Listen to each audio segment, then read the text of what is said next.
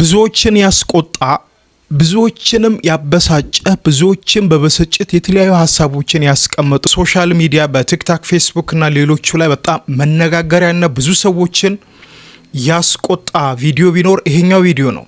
ባል ሚስቱን የ2 ወር አራስ የሆነችውን ብዙ ስለምትመገቢ አንቺን ላስተዳድር አልቻልኩም፣ ወጥተሽ ስራ መስራት አለብሽ።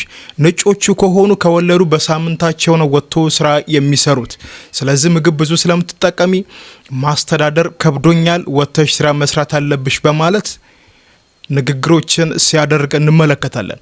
ከዛም ከብዙ ሀዘንና ብዙ ከተሰማት በኋላ ልክ ካለቀሰች በኋላ በመጨረሻም ያ ንግግር ያደረገው ፕራንክ እንደሆነና ጀስት ለቀልድ ለፈኒ እንደሆነ በማስመሰል ቪዲዮ ሰርቶ በራሱ ፔጅ ይፖስታል። የሀገሬ ሰው ሲያወራ ምላስ አጥንት የለውም፣ ግን አጥንትን መስበር ይችላል ነው የሚባለው። ምላስ አጥንት የለውም፣ ጉልበት የለውም፣ ነገር ግን ጉልበት ያላቸው ትላልቅ ጀግና የሚባሉ ሰዎችን መግደልም ሆነ ማዳን ይችላል። ምላስ ላይ ትልቅ ጉልበት ነው ያለው።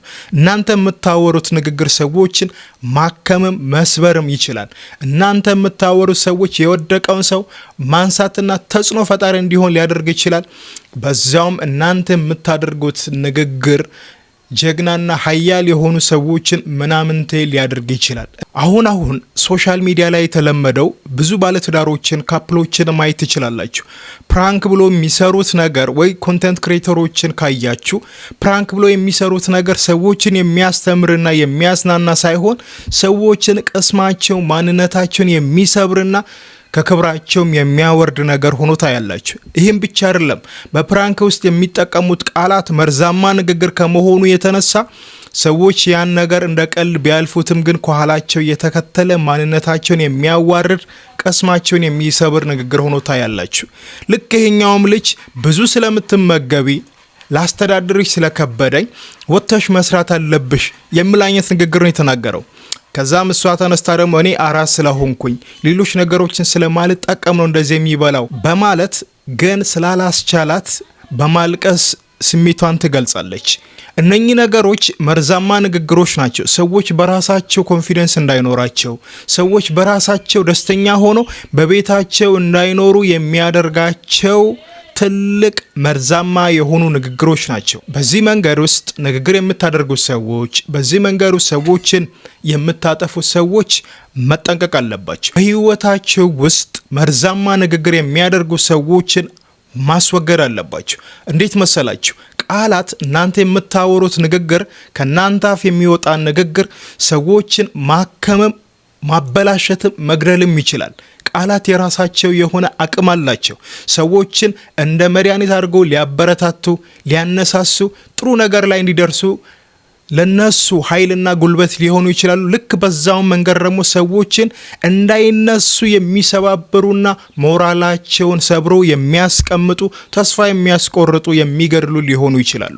ባጠገባችሁ እናንተን በቀልድ አስመስለው እናንተ ለምታደርጉት ዓላማ የሆነ ስኬት በቀልድ በማፈዝ አስመስለው የሚቀልድባችሁና መርዛማ የሚያወሩ ሰዎች ካሉ ከህይወታችሁ አሁኑኑ መቁረጥ አለባችሁ። ምን መሰላችሁ? ብዙ ሰዎች ልባቸው ላይ ያለውን ክፋትና በልባቸው ሞልቶ የተረፈውን ክፋት ቀልድ በማስመሰል አጠገባቸው ላይ ላላቸው ጓደኛም ሊሆን ይችላል ለሆነ ሰው በቀልድ አማካኝነት ያን መርዛማ ንግግር ያደርጋሉ።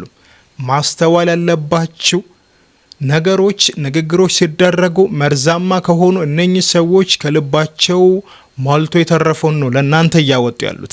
ምን ልላችሁ ፈልጌ ነው? ካፋችሁ የሚወጣው ቃል መርዝና ቶክሲክ ስፒች ከሆነ ሰዎችን መግደል ይችላል። ሰዎች ህልማቸውን እንዳያሳኩ ኋላ የሚያስቀር፣ እግራቸውን የሚበጥስ፣ ሞራላቸውን የሚሰብር፣ ሰዎች እንዳይነሱ የሚያደርግ ንግግር ሊሆን ይችላል።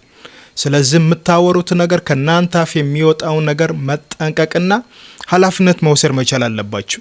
ካወራችሁ በኋላ ሰዎችን ከሰበረ በኋላ ሰዎችን ከህልማቸው ካስቀረ በኋላ ሰዎችን ዲፕሬሽን ውስጥ የሚያስገባ ከሆነ ሰዎችን የሆነ ህመም ውስጥ የሚያስገባ ንግግር ካደረጋችሁ በኋላ ማረምና ማስተካከል ይከብዳል። ስለዚህ ንግግር ከማድረጋችሁ በፊት መጠንቀቅ አለባችሁ። ብቻላችሁ ሰዎችን የሚያበረታታ ሰዎች ተነሳስተው ጥሩ ነገር ማድረግ የሚችሉበትን ንግግር ትችላለህ፣ ታደርጋለህ፣ አንተ ጀግና ነህ፣ ይህንም አንተ ታሳካለህ ማለትን መልመድና ማበረታታት መቻል አለባችሁ። በሁለተኛ ደረጃ ቪዲዮን ካየሁ በኋላ ወደ ኮመንት ሄጄ የህዝቡን ኮመንት እያየው ነበር። አንዳንዱ ሰው ባል ማውራት እንደሌለበትና ግን ከልቡ ሞልቶ የተረፈውን ክፋት፣ አመጻና በእሷ ላይ ያለውን ጥላቻ በቀልድ አማካኝነት በንግግር እንዳደረገ ነው። አንድ ማስቀመጥ የምፈልገው ነገር ምንድነው? ባል በፍጹም እንደዛ አይነት ንግግር ለሚስቱ ማድረግ የለበትም። ቤቱን እያስተዳደርኩ ያለሁት እኔ ነኝ። እኔ ባልኖር ይሄ ቤት እየተመራ አይደለም። አንቺ ያለሽው በእኔ አማካኝነት ነው። አይነት የመሳሰሉት የሰውን ማንነትና ሞራል የሚጎዳ ነገር። ሁለተኛ ብዙ ነው የምትመገቢው።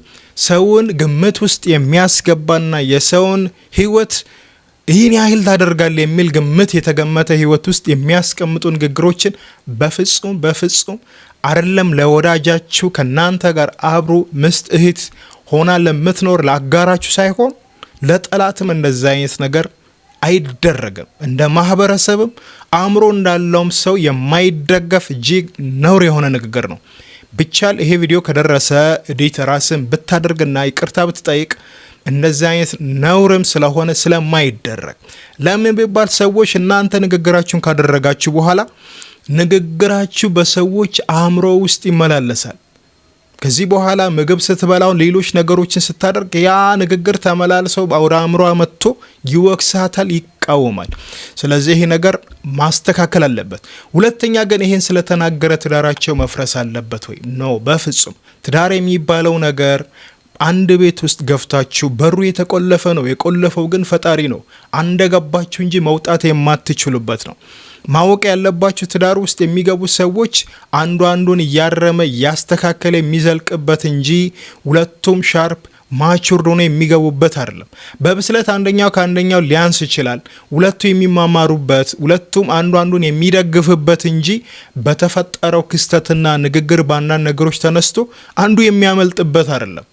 ይልቅ አንዱ አንዱን ችሎ የተማማረ እዛ ውስጥ ትምህርት አድርጎ ህይወታቸውን የሚቀይሩበት ነው። ስለዚህ ምንድነው የምለው? ማስተካከል አለበት። እና አይነት ንግግር የምታደርጉት ሰዎች በፕራንክ አማካኝነት፣ በቀልድ አማካኝነት ጓደኛችሁም ባለትዳራችሁም ሊሆን ይችላል፣ ብቻ የሆነ ሰዎችን የምታሸማቅቁ በቀልድ እየሳቃችሁ ሰዎችን መርዛማ የምታደርጉት ሰዎች ተጠንቀቁ። ንግግራችሁ ውስጥ የእናንተ ማንነት አለ። ቀልድም ውስጥ ክፉ ቀልድ አለ፣ ጥሩ ቀልድ አለ። ብቻላችሁ የምታወሩትን ነገር መርጣችሁ አውሩ። ባላፍነት ተናገሩ። የምታወሩት ነገር ሰዎችን ሊያንጹ ይችላሉ ወይ? የምታወሩት ነገር ለሰዎች የሆነ ጥሩ ነገር መፍጠር ይችላሉ ወይ የሚለውን አስባችሁ ማውራት አለባችሁ። ንግግራችሁ አጠገባችሁ ላሉ ሰዎች ልክ በማር እንደተቀመመ በማር እንደተለወሰ የሚጣፍጥ የሚያንጽ፣ የወደቀውን የሚያነሳ፣ ተስፋ የቆረጠውን የሚያበረታታ፣ ተስፋ የሚሰጥ ጉልበት የሚሆን መሆን አለበት እንጂ ንግግራችሁ የበረታውን የሚገድል፣ ተስፋ የሚያስቆርጥ፣ ከመንገድ የሚያስቆርጥ፣ ከመንገድ የሚያወጣና ተስፋ ቢስ ሆኖ ህልም ቢስ ሆኖ እንዲኖር የሚያደርግ መርዛማ ንግግር እንዳይሆን። እናንተ ልባችሁ ውስጥ መልካም ነገር ካለ በአፋችሁም የሚወጣው መልካም ንግግር ነው። ተጠንቀቁ። ጓደኞቻችሁን፣ አጠገባችሁ ያሉ ሰዎችን ቀልድ በሚመስል መርዛማ ንግግር ከህልማችሁ አታስቀሩም። እወዳችኋለሁ። አዲስ ከሆናችሁ ይህን ቤት ሰብስክራይብ አድርጉ። እግዚአብሔር አምላክ ሀገራችንን ኢትዮጵያን ይባርክ። ቸር ሰንብቱ።